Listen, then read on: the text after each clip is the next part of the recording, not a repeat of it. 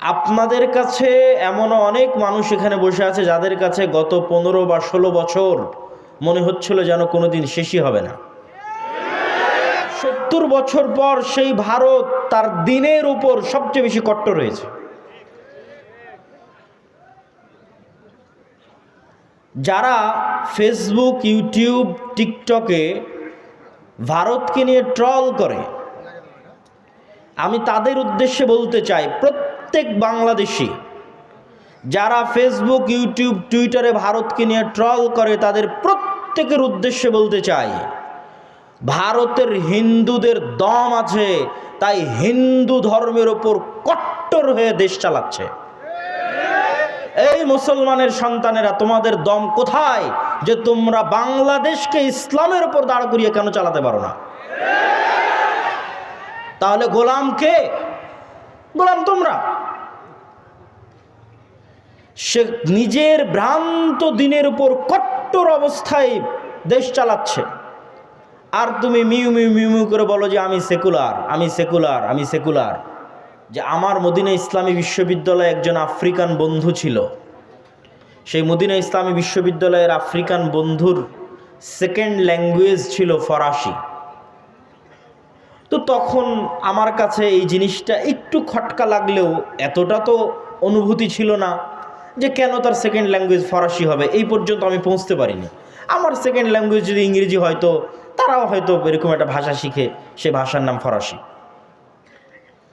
কিন্তু তখন আমি বুঝলাম ফ্রান্স, স্পেন এবং ইতালি যাওয়ার পর যে আমাদের পুরো মুসলিম বিশ্বে আমরা যতগুলো সমস্যা এখন বহন করছি, এখন প্রত্যেকটা সমস্যার পিছনে ইউরোপ এবং ইংল্যান্ডের দীর্ঘদিনের ঔপনিবেশিক শাসনামল দায়ী।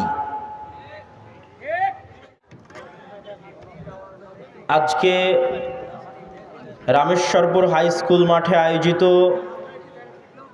উক্ত ইসলামী সম্মেলনে, আদ-দাওয়া ইলাল্লাহ কর্তৃক আয়োজিত উক্ত সম্মেলনে আমার সংক্ষিপ্ত বক্তব্যের বিষয়বস্তু বাংলাদেশে ইসলাম প্রতিষ্ঠা হওয়ার পথের চ্যালেঞ্জ সমূহ কি কি, বাধা সমূহ কি কি। উক্ত বিষয়ে গুরুত্বপূর্ণ আলোচনা শ্রবণের জন্য আপনাদের সকলকে মনোযোগের সাথে বসে আলোচনা শ্রবণের বিনীত অনুরোধ করছি।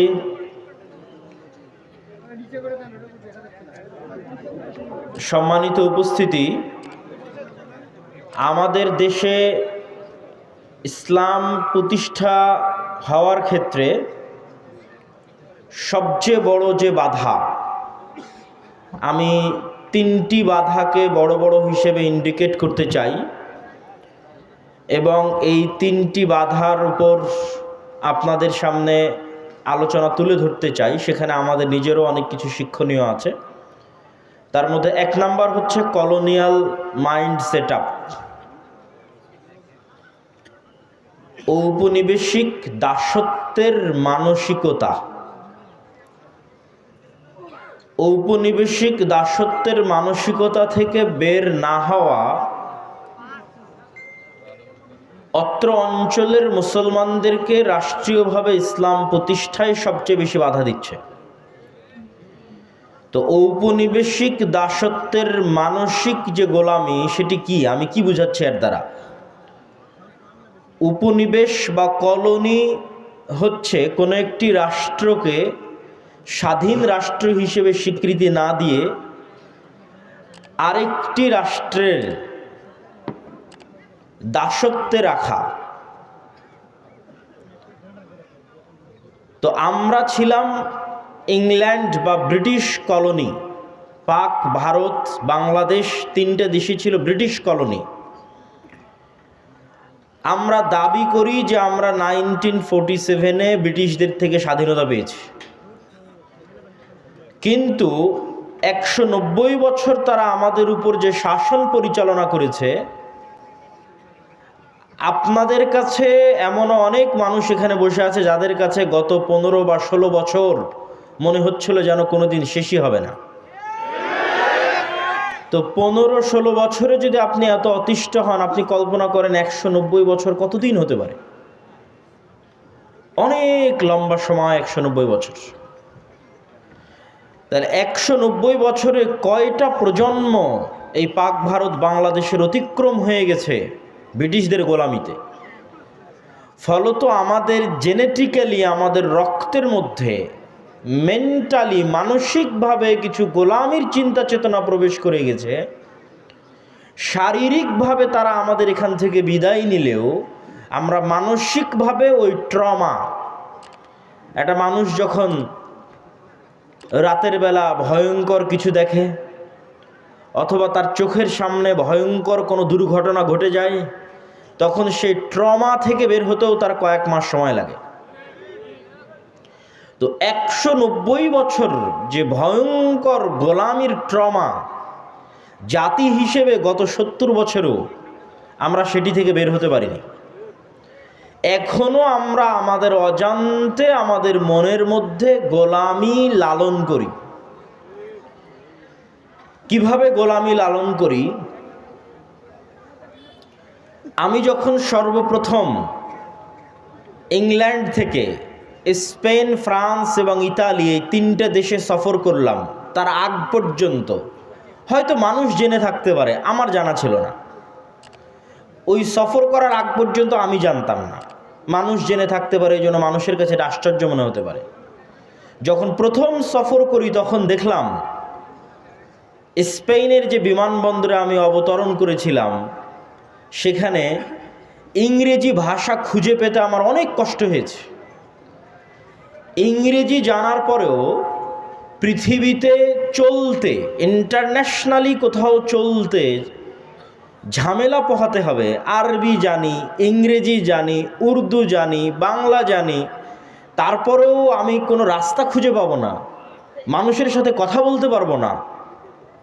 কেননা বিমানবন্দরে যারা দায়িত্বশীল আছে স্প্যানিশ ভালো, ইংরেজি জানে না। গোটা বিমানবন্দরে এক্সিট শব্দটা ইংরেজিতে খুঁজে পেতে কষ্ট হয়েছে, নাই। তো আমি হতবাক হয়ে গেলাম, হতভম্ব হয়ে গেলাম, ঘটনা কি? তারপরে বাইরে বের হওয়ার পর তো আর কোথাও নাই।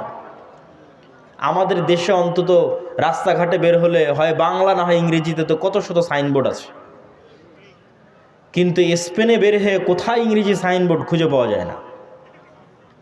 মানে কিছুই আর চেনা যাচ্ছে না, জানা যাচ্ছে না, বোঝা যাচ্ছে না, অচেনা অজানা সব কিছু। তো সেখান থেকে বের হয়ে ফ্রান্স, সেখান থেকে বের হয়ে ইতালি, সব জায়গায় একই অবস্থা।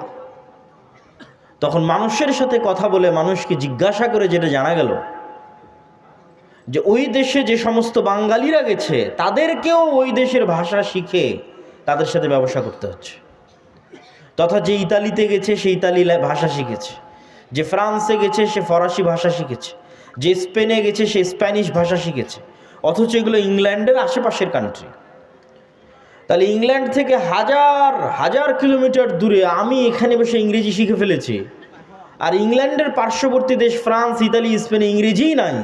কারণ কি? তখন আমি ধীরে ধীরে অনুধাবন করলাম, এটা আমার রিয়েলাইজেশন, যে আমার মদিনা ইসলামী বিশ্ববিদ্যালয়ে একজন আফ্রিকান বন্ধু ছিল। সেই মদিনা ইসলামী বিশ্ববিদ্যালয়ের আফ্রিকান বন্ধুর সেকেন্ড ল্যাঙ্গুয়েজ ছিল ফরাসি। তো তখন আমার কাছে এই জিনিসটা একটু খটকা লাগলেও এতটা তো অনুভূতি ছিল না যে কেন তার সেকেন্ড ল্যাঙ্গুয়েজ ফরাসি হবে, এই পর্যন্ত আমি পৌঁছতে পারিনি। আমার সেকেন্ড ল্যাঙ্গুয়েজ যদি ইংরেজি হয়তো তারাও হয়তো এরকম একটা ভাষা শিখে, সে ভাষার নাম ফরাসি।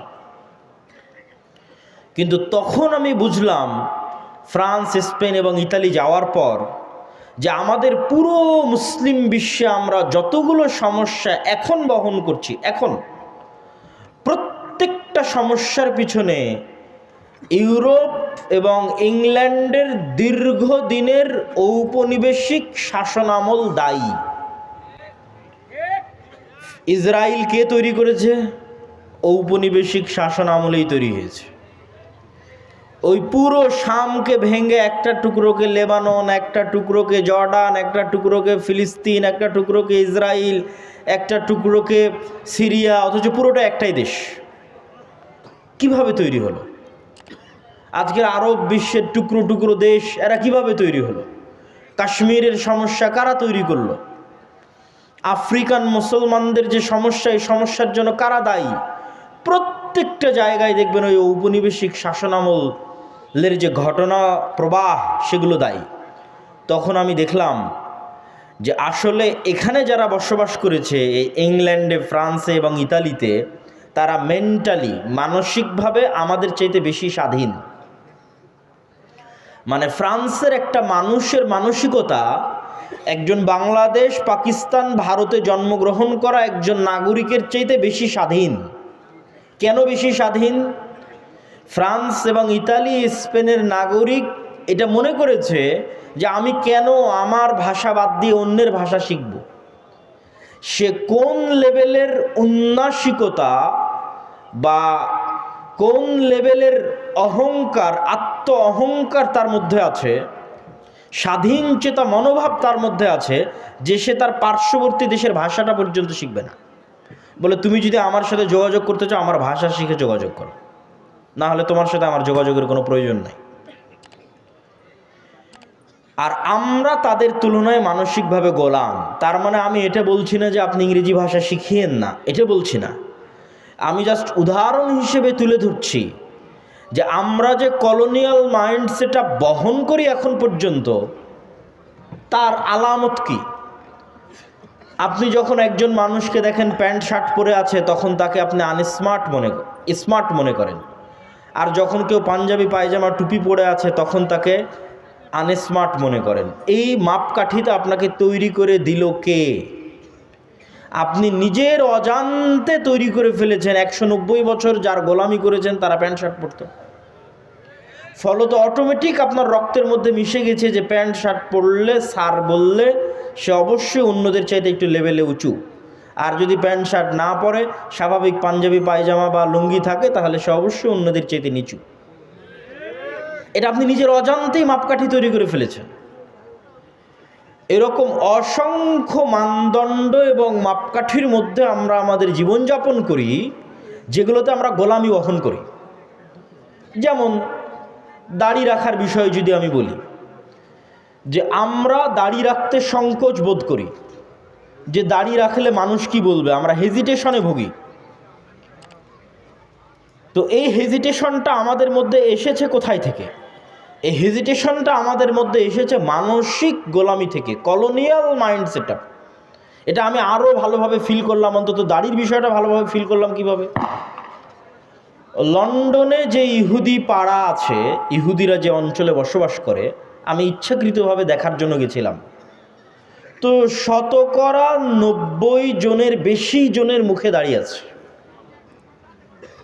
অথচ ওই লন্ডনে যতজন মুসলমান বসবাস করে, তার 90% জনের মুখে দাড়ি নাই। তাহলে ওই লন্ডনে বসবাস করা ইহুদিদের 90% জনের মুখে লম্বা দাড়ি, মুসলমানের নাই কেন? তার মানে মেন্টালি, মানসিকভাবে ইহুদি বেশি স্বাধীন। সে পরোয়া করে না যে আমি দাড়ি রাখলে দুনিয়ার মানুষ কি বলবে। কিন্তু মুসলমান পরোয়া করে যে আমি যদি দাড়ি রাখি তাহলে হয়তো আমাকে আনস্মার্ট লাগতে পারে।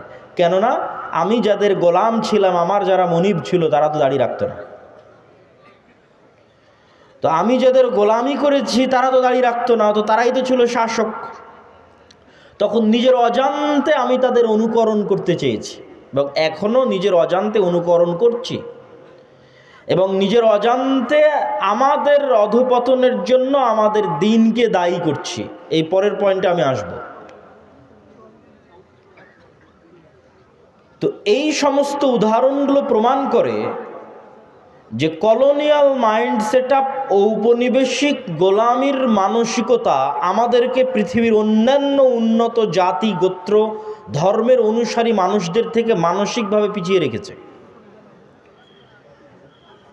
আপনি দেখেন, ভারত, বাংলাদেশ, পাকিস্তান, 3টে দেশই একসাথে 1947-এ জন্ম নিল। জওহরলাল নেহরু, গান্ধী, মাওলানা আবুল কালাম আজাদ তারা বললেন আমরা সেকুলার ইন্ডিয়া প্রতিষ্ঠা করব, ধর্ম নিরপেক্ষ ভারত প্রতিষ্ঠা করব।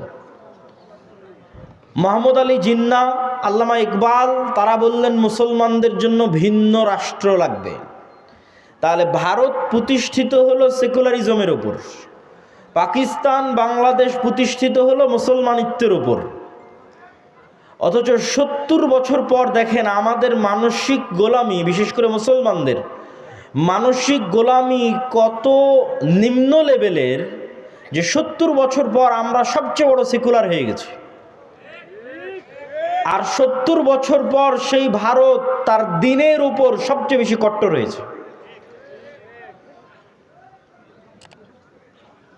যারা ফেসবুক, ইউটিউব, টিকটকে ভারতকে নিয়ে ট্রল করে, আমি তাদের উদ্দেশ্যে বলতে চাই, প্রত্যেক বাংলাদেশি যারা ফেসবুক, ইউটিউব, টুইটারে ভারতকে নিয়ে ট্রল করে তাদের প্রত্যেকের উদ্দেশ্যে বলতে চাই, ভারতের হিন্দুদের দম আছে, তাই হিন্দু ধর্মের ওপর কট্টর হয়ে দেশ চালাচ্ছে। এই মুসলমানের সন্তানেরা, তোমাদের দম কোথায় যে তোমরা বাংলাদেশকে ইসলামের উপর দাঁড় করিয়ে কেন চালাতে পারো না? তাহলে গোলাম কে? গোলাম তোমরা। সে নিজের ভ্রান্ত দিনের উপর কট্টর অবস্থায় দেশ চালাচ্ছে, আর তুমি মিউ মিউ মিউ মিউ করে বলো যে আমি সেকুলার, আমি সেকুলার, আমি সেকুলার।